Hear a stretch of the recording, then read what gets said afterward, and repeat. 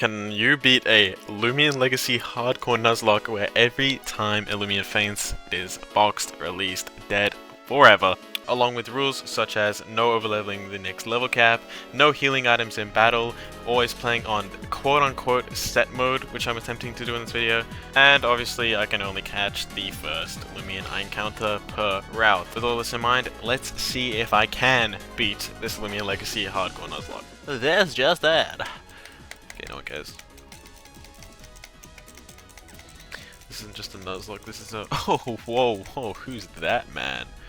I'm an extremely beautiful I'm an extremely beautiful man with clearly a Naruto shirt on. I mean, clearly a One Piece shirt on. I'm gonna be playing through the entire game. I don't want to do parts. I don't like doing parts. I'll stop midway through, so I gotta do the entire thing. Dad! Oh, there you are.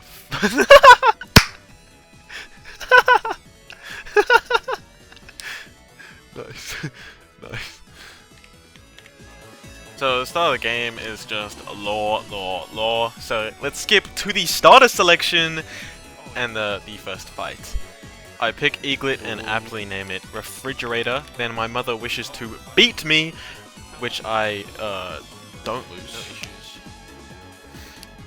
And then go into the back to get the capture discs to officially start the Nuzlocke. Right. First encounter. Bug would be nice. Twiddle is kind of not needed.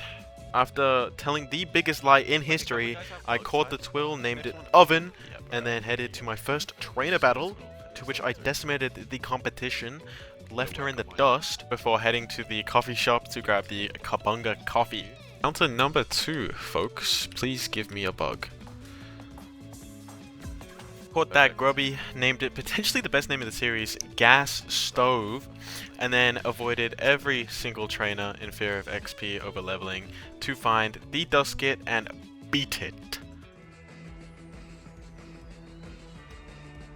It's level 7?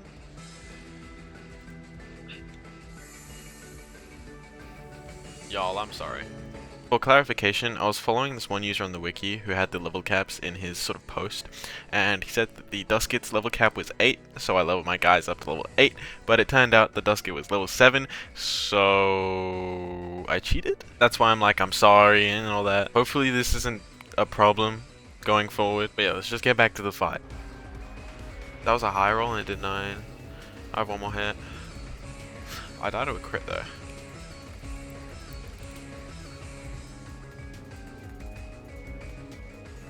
Am I getting crit? Nope.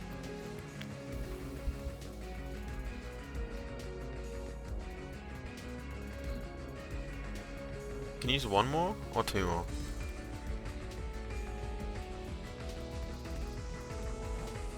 Oven's coming in. I think Brainwash will do this much. It's got a rest now. Flinch, nice, bro. I get a peck in.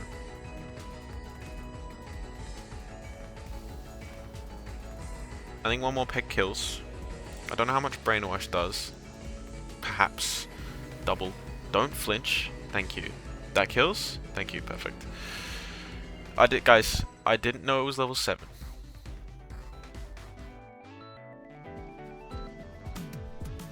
After that smooth battle with Duskit, no worry about crits at all, I made my way to Route 3 where I catch a Geklo and name it Microwave. After potentially the longest trainer battle I've ever experienced. Why does everything have dodge? Make my way to Sepharite City in preparation for the battle theater. Now while I'm getting all my Loomians to the level cap, let me explain the whole set mode thingy. So Loomian Legacy doesn't actually have a set mode, or a Nuzlocke mode for that fashion. It's pretty difficult to actually play Nuzlockes in Loomian Legacy because there's no specified level caps or anything. But what I did in my Nuzlocke was basically just every time it asked me if I wanted to switch my Loomian at the end of the turn after beating something, I just said no. That was the simple way for me to play in set mode for the hard fights, and trust me, it was actually really hard.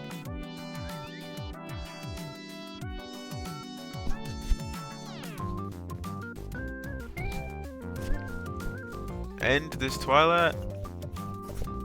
I'm also playing on set mode, since I remembered I'm meant to be trying to make this, so I'm playing on set mode because it's a hardcore Nuzlocke. I can't switch when they ask me to. Okay, that works. Now I can switch in. I can switch in Geklo. I can switch everyone in right now. Actually, no, I'll just switch in this guy, and this guy is gonna end him. That's a bit of experience, you see? That did 9 damage to me, that's a lot.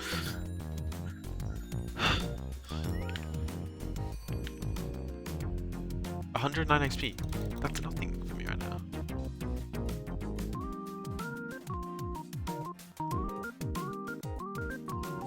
Alright, incredible. Okay, now this actually helps because now in this way I'll have to heal only the Cornucopia after battle.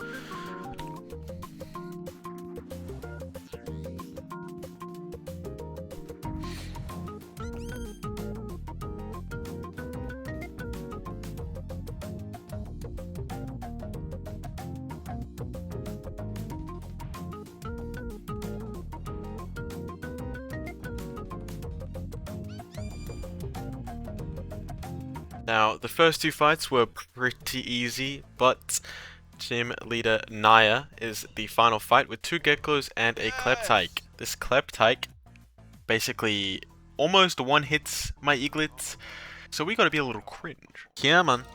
Wait, what am I leading with? I'm leading with Geklo, right? Yeah, perfect. Yeah. Starting the fight, I go for stare after stare after stare after stare to lower the defense as much as possible to then finally hit it, as I know Geklo can survive a few attacks. So I go for 2 spares to get it to 1 HP and then finish it off with a shine. Naya sends out her second Geklo, so I adopt the same strategy again, whittling it down with defense drops and then hitting it to get it low, as Geklo can survive a serious amount of attacks. Now, seeing as Geklo was on really low energy and low health, I figured this was the perfect time to switch my Eaglet in preparation for the Kleptyke so that I live and attack. Knocking out Naya's second Geklo allows her to send in her Kleptyke, the thing I've been worrying about the entire time. All that needs to happen right now is this Pilfer to not critical hit. I live the attack so I can go for a shine, taking the Kleptyke down to red health, where I can finally switch in the Cornucopia and finish the job, earning me the Harmony Medal. Now after the gym, before we can get any encounters, we have to backtrack to the cave to fight Jake. He has an M-bit and a Geklo. Honestly, it's not difficult, I just don't have any super effective attacks, so it takes a long time.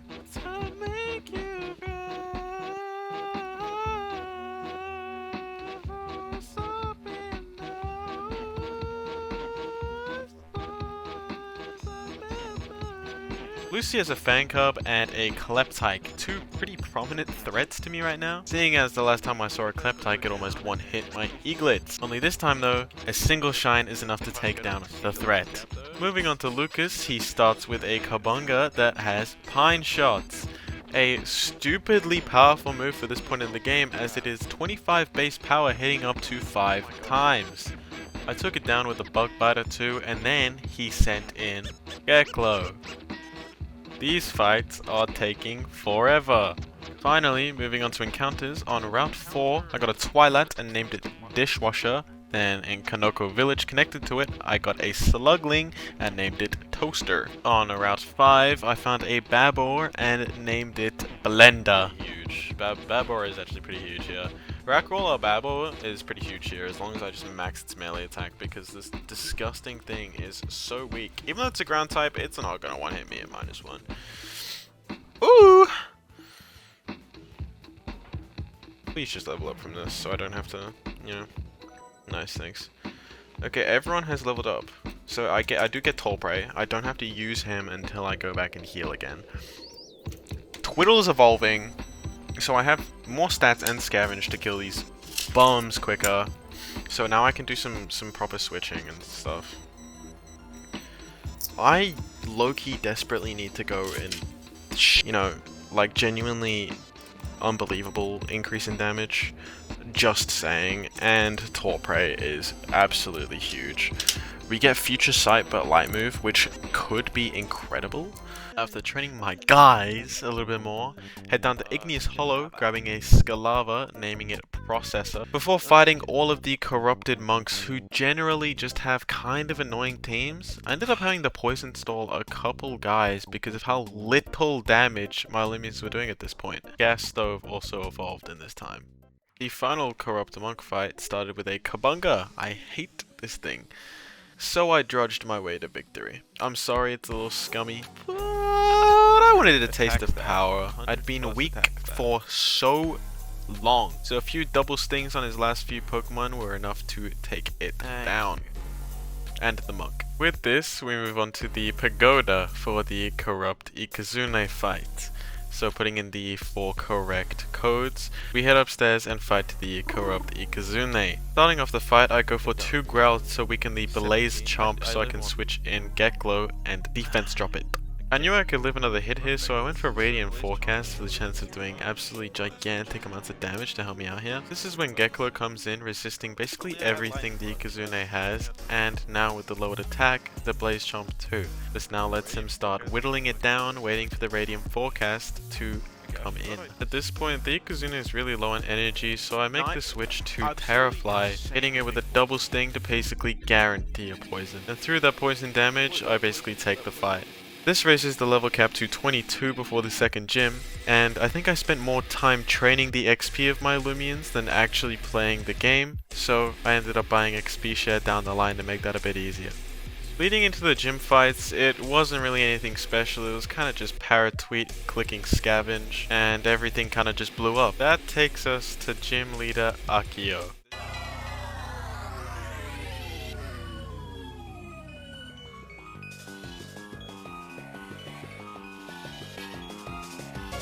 Not much changed in the gym leader fight, I just led with Paratweet and clicked Scavenge until everything was dead. This was going well until his final Pokemon, the Krakaloa, which if you have watched Speeder's video, a one-hit is Paratweet with a Magma Burst crit. My Oven is built different though. Living up to his nickname basically, he lives the fire attacks and can just easily take down the Krakaloa with a few scavengers, winning the gym battle and awarding me the Wisdom Badge. Straight after the gym, I went to Hyrule Cemetery to grab a Wispup and name it Air Fryer, which has got to be the best name in the series. Then I go back to Hyrule Village to get the Yokai encounter, looking for a land torch specifically, but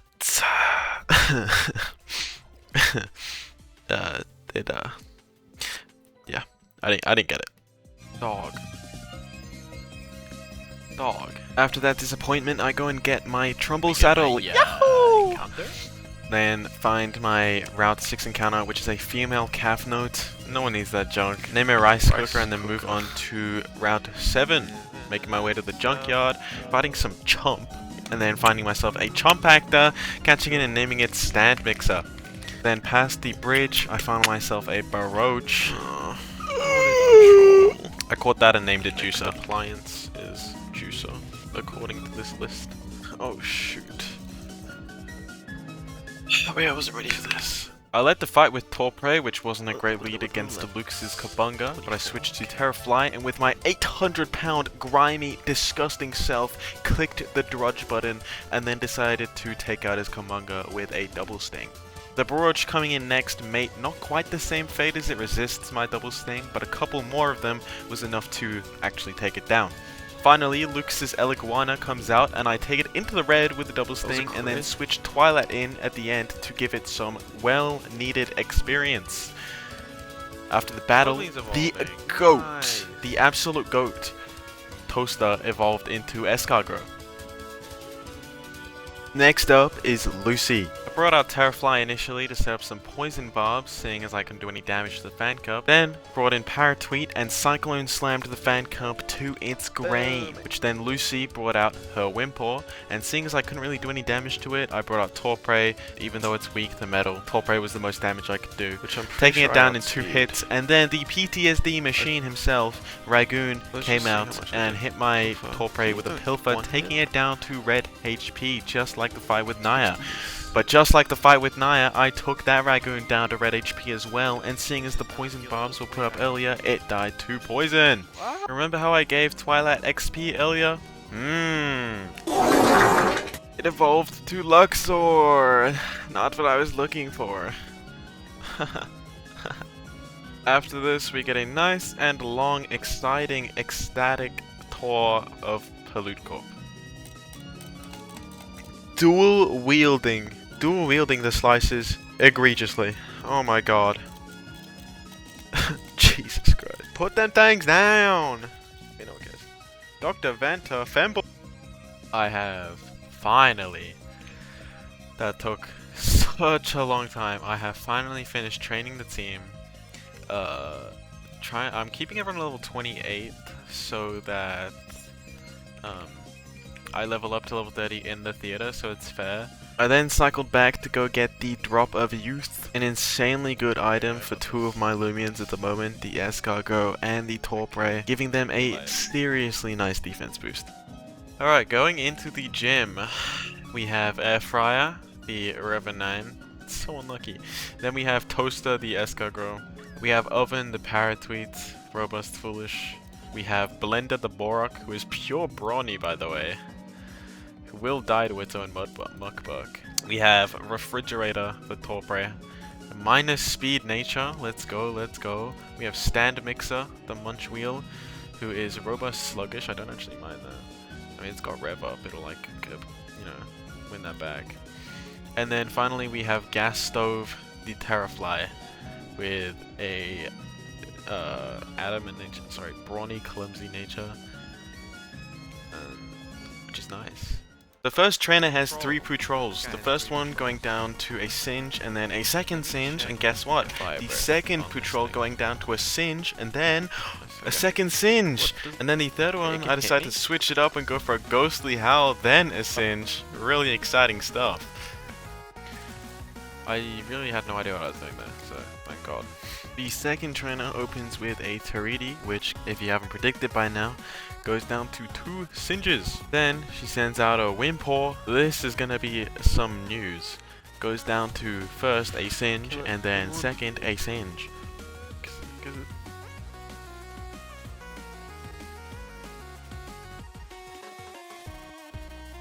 Alright, be a problem. With everything ready, it's time to take on Battlestar Faust and all of her metal types. She sends out Munch Wheel as her first Loomian, which I can start out by hitting with a Singe to lower its health, as it retaliates with Oil Leak, lowering my speed. It now being faster than me, it goes for Oil Leak once again as I just hit it with Singe. It finally hits me with a damaging move in Metal Bash, but that does so little, so I can finally take it out with one more Singe. Faust's second Loomian coming in is a Conquerodon.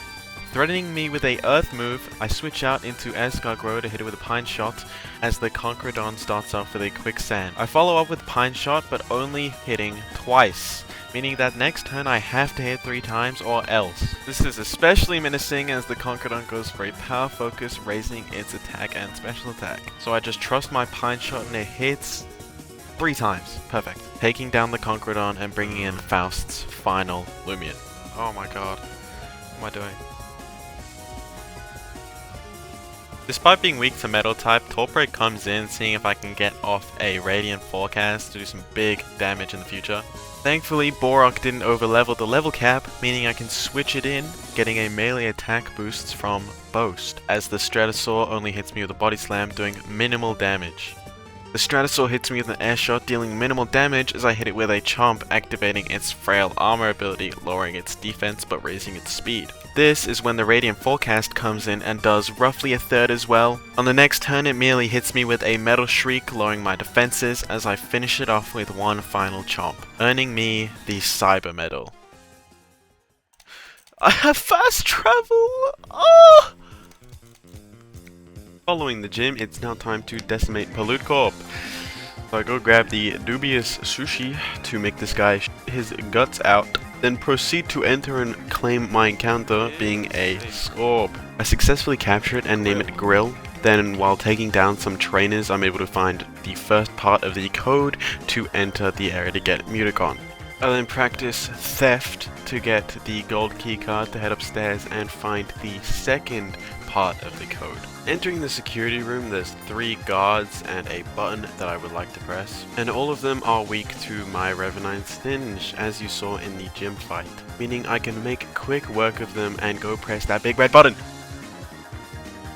This leads to Dr. Vanta's room, where they are trying to superpower a robot with the corrupted stone. This feels oddly political, so let's take that thing down.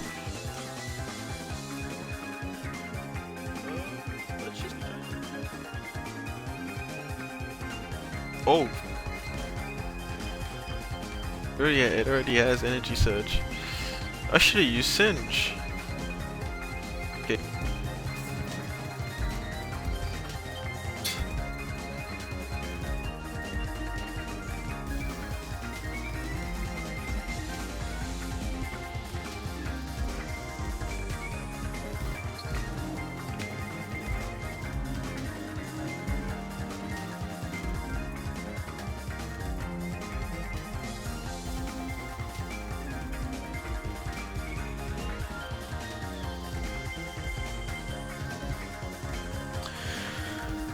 Okay. Maybe.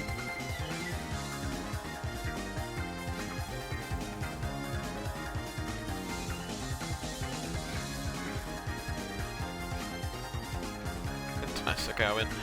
Woohoo! Woohoo! Woohoo! Woohoo! Incredible. I think this is how I kill Samarine. That's 9, 6, 9, 6, 7, 3. 2, 8, 0, 2, 7. 7, 5, 5.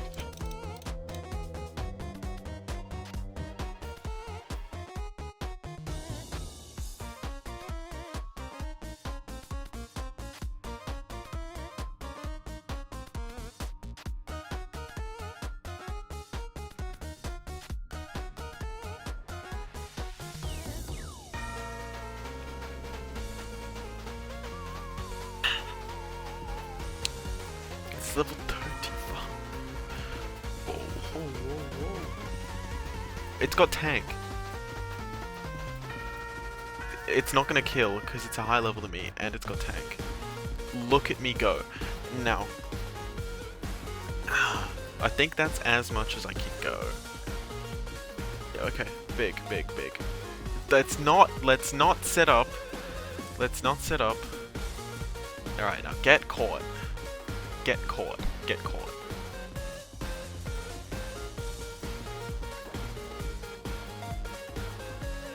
Get caught.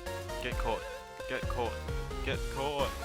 Get caught. Get caught. Get caught. Get caught. Get caught. Get caught. Get caught. Nice! I can only take the first Mutagon I get, by the way, so if it's a genuinely negative attack. Having being able to catch that Mutagon, I now have a legendary on my team. So I called this guy Grinder, and something happened after the fight. Yeah, I'm incredible. Wait, what? Wait, what? Wait, what? Hold on. Wait, how is my Revenine dead? Wait, why does my Revenine have no health? Hold on. Okay, I've genuinely looked back at the recording. I don't know how my Revenine's dead. Wait, what? It didn't use any like Final Ruse junk that would not even work with me capturing it? I don't know why it's... I don't know why my Revenine's dead. Came out. What the f... What? What the hell, dude?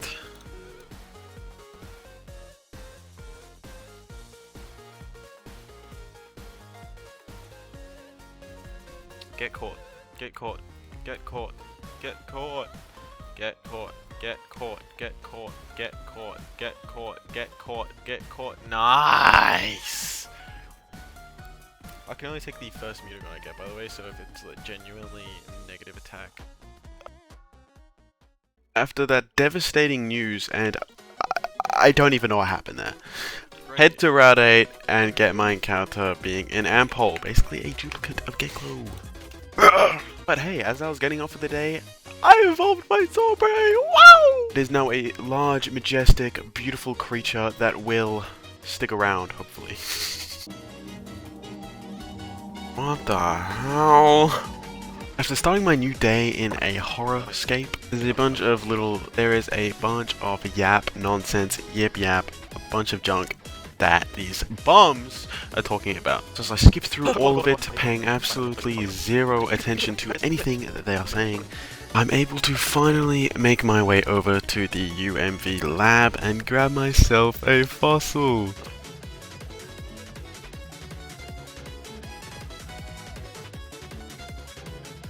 Oh shit, never mind, I had freaking... Seeing that I got an Infernix first, I revived it and named it Countertop down the line because I forgot earlier. And then we can head to Lotus and Beach with some more yap. These guys just love talking. Anyway, after all that, I can head into the water and grab my encounter, that being a Lumica, which is an absolute flicking fighter. Love that guy. And then, seeing as I got a bunch of new guys, there's a cool montage for my XP farming, don't even stress. It's cool. And in this time, a few of my guys evolved, the Lumica, the Gastroke, and the Infernix. The rich guy's daughter is in danger, getting swarmed by a bunch of little sharks. And this dumb little idiot thinks his little dripple can do a single thing. Oh. So then the Samarine comes out, jumps over the thing with immense amount of aura. And then we can fight it.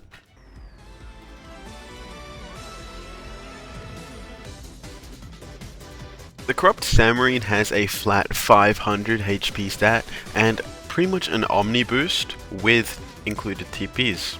So like the big, lazy, disgusting, grimy, ugly chud that I am clicking poison and stalling it until it's dead.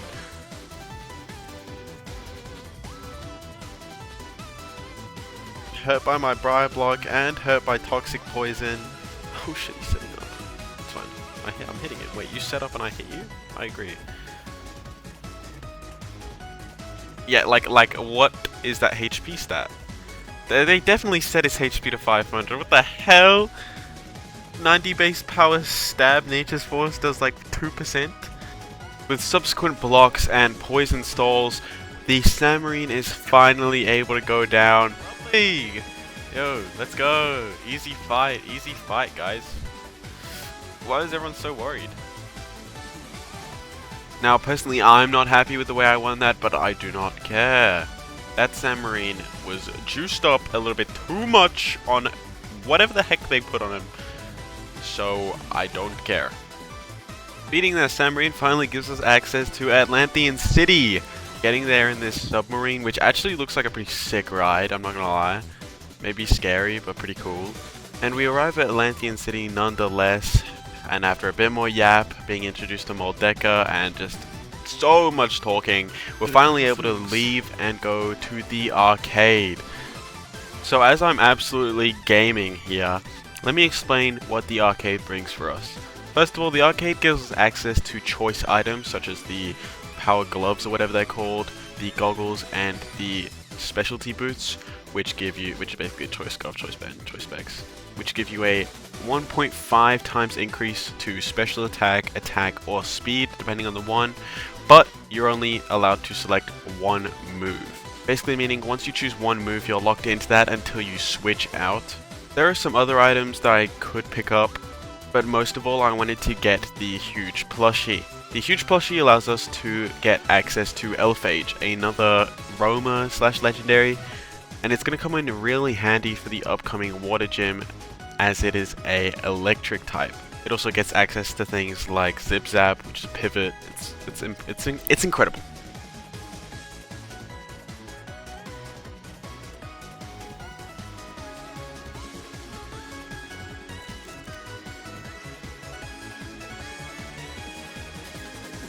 Hey, Jesus, bro, I got it. Oh my god. I wouldn't even get tickets for that, will I? Okay. So I'm using... What level is it?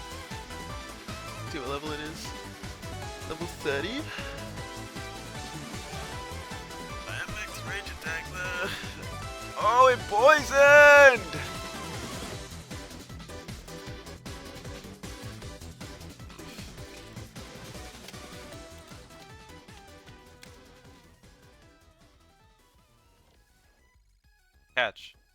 Catch. Now this video is getting insanely long, so let's quickly speed through a couple things.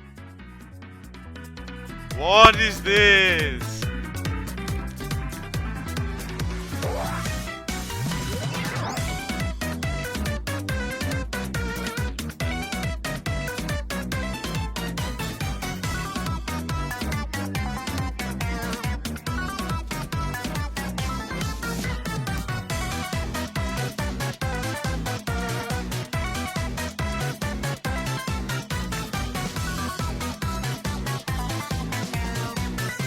Yeah, here we go.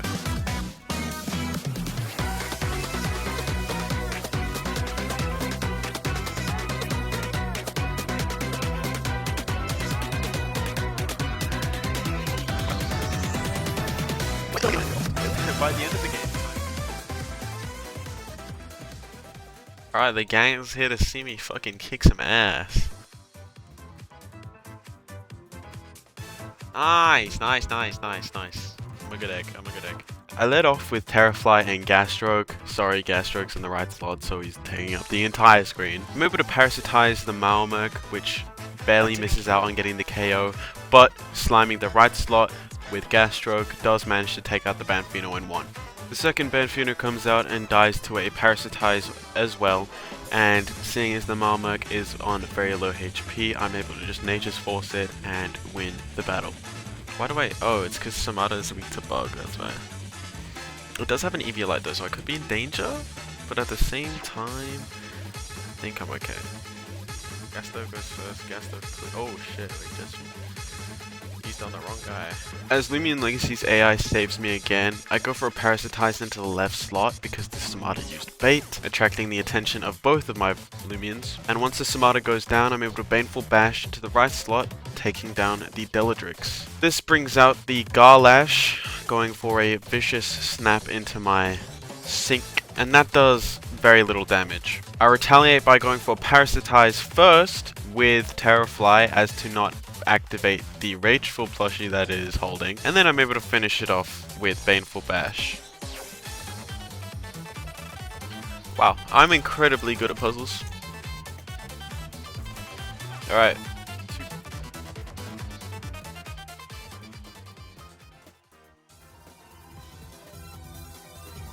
Leading into the Battlestar fight, I lead off with Phage Knot and Lumello. My Phage Knot, holding the specialty goggles, is able to cast off a huge Zip Zap early on, dealing a lot of damage. With this opportunity, I switch into Gasstroke for a double resist, but the Tsukame doesn't attack and instead decides to set up with Peace of Mind. As it sets up though, Sync decides to hit their Lumello with Baneful Bash, taking it out, but receiving some sharp edges recoil. This brings in Lillian's Jalusa, who sets up with Magnify straight away. They're both setting up, how greedy! Then Toaster uses Poison on the Tsukame to get some residual damage while we fight the second slot. The Tsukame retaliates using Resonate on my Toaster, dealing around almost 50%. After that, Sync goes for another Baneful Bash into the Jalusa, dealing about 75% and getting a Poison, which is absolutely huge. I decide to protect with Gasstroke, as the Jalusa simply decides to maroon into my Sync, and then the Tsukame doubles on top of that, tsunamiing everything. In retaliation, Sync uses Baneful Bash to deal around half to the Tsukame. Sync was getting pretty low, so I decided to play it safe and switch him out into Terrafly. This allows Toaster to use Nature's Force on Tsukame, finishing it off, bringing out Coraline's second Loomian, Cleonate. I protect with Toaster and fire off a Parasitize into Cleonate, actually doing enough to take it out in one hit. This allows me to win the gym battle and earn the title medal. After the gym, we make our way to Ferrix's home as we see Lucas practicing biblical levels of greed once more, dual wielding again, being big and greedy. This guy fatter than me! He's dual wielding pizza, got 3 slices in each plate, like 4 things of sushi, pie, and chicken, and soup in front of him. Holy shit. Fat, ginormous guy.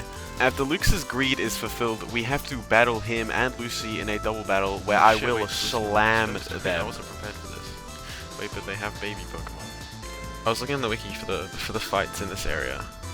I somehow didn't realize it said partner, Jake. Oh, my ineffective attack, a one-hit the Kabonga. Idiot. I'll switch in Sync. Sync's coming back in. I know people hate on... I think the Loomian designs are really very, very cool. Because I was thinking about how you'd have to make the moves, make the stats, make the everything, but like... TS so confusing. Because both have Eleguanas. Oh, that Gamma Pulse hurt. You know, at least the Loomians are cool. And personally, I don't mind if the character models look like this. I don't think they're ugly, they just look odd. After beating the absolute bricks off of those 2 nerds, we continue with this long and relatively boring section, and now Pollute Corp guards are here as well. But those guys are taken down real easy. No one matches up to my skill. And then Baxley, the Aura monster himself, Aura farms, backflips, and sends them all out the door packing, never to be seen again! Moving on to Aranada Trench, I'm able to get one more encounter, being a Polyp. I catch it and name it Pantry, but there are so many fights in this area. I'm not going to cover them individually, I'm just going to put little parts of the fights in each section of the video. But this video is already incredibly long, and I don't think the random fights matter. Until this one. The Nuzlocke had featured 0 deaths so far, apart from the buggy Revenine one, and Loomian Legacy has different types as well, and matchups, and I'm more of a Pokemon player, and the laid-back carelessness has led me to a unfortunate situation.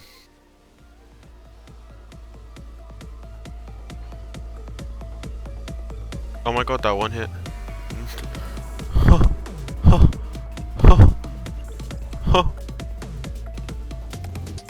Oh. I see. Fuck. I needed that guy. I was very proud of my gas stroke. Obviously, I should have known the type matchups, but like, oh my god, I do not expect Dark to be super effective on grass. I'm being so serious. After showing no mercy on this trainer with a baby Pokemon and a Pyramid, first time I've seen that, we tread further down into the Lost City and meet the guy. This guy was harder than Dr. Diantha. That's all I'm gonna say. Oh my god, oh my god. Greatest possible play. Oh my god. My Jake Snagoop just provoked that clean I say so it can't use follow me, so I hit the Deladrix.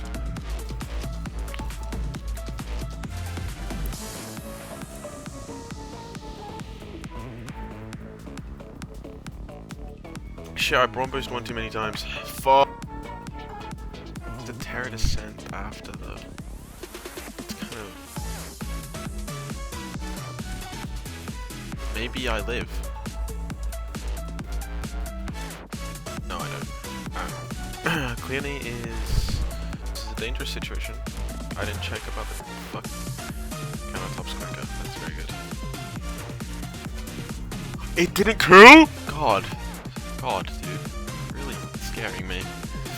It is really bad here. Samarine has a Wave Wrecker. I don't have anything to switch into. I actually wiped this fight. Borok was the last thing I could use. One Muckbuck would win the fight, but a Wave Wrecker would likely kill me. Who am I kidding? I would never lose that fight. One Muckbuck is enough to take out the Samarine, and I managed to move on to the final fight with Dr. Diantha. I round out my team with Stand Mixer the Munch Wheel and switch the TPs on my Loomians to specifically counter each one that Dr. Vanta is going to send at me. Then finally, I make my way to the final fight.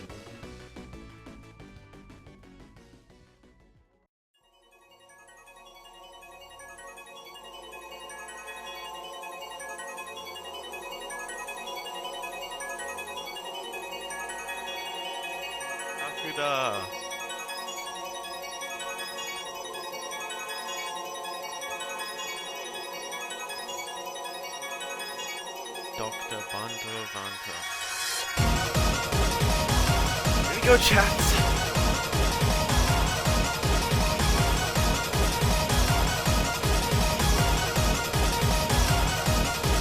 Expected.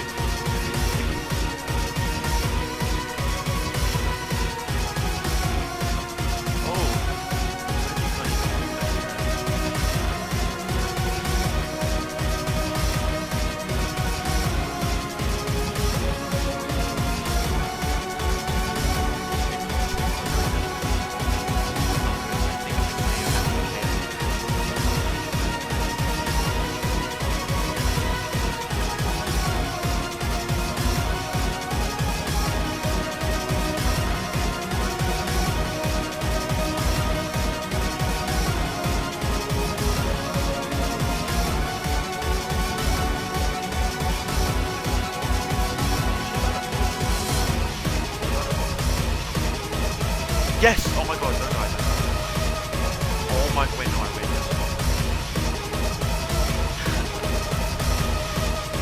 Oh my god.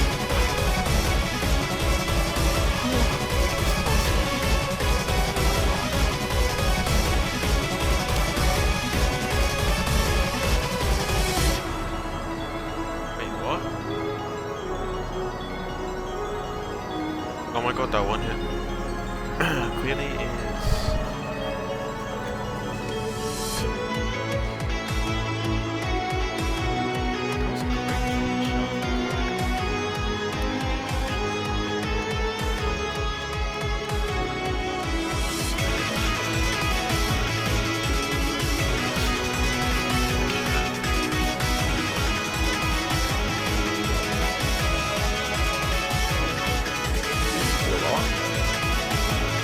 oh, it's right too. Thanks. Transfer. Can't give any points.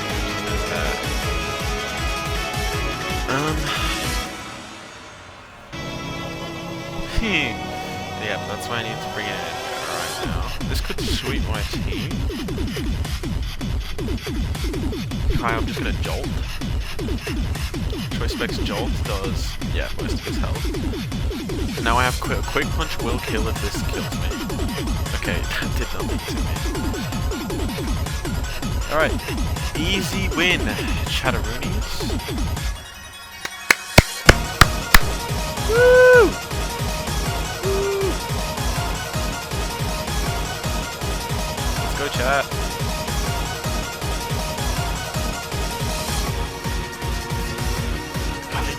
I can't keep letting you get in the way of my destiny.